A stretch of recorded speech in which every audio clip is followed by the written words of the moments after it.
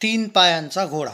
आता चित्रपटाचं जेव्हा नाव आपण बघतो किंवा वाचतो तेव्हा काहीतरी डबल मिनिंगच वगैरे येतात ना मनात लोकांच्या.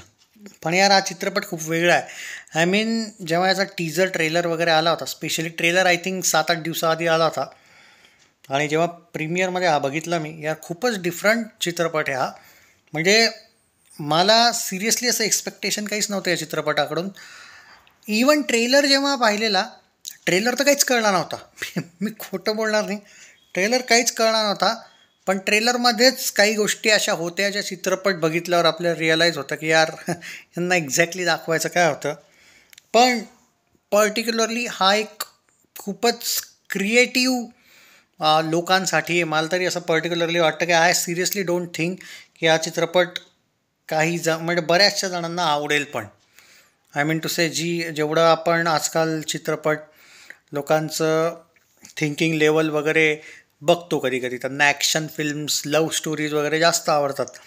त्यानुसार हा चित्रपट नाही आहे. काही टायमिंग वगैरे, कॉमिक टायमिंग, काही डायलॉग्स भारी आहेत.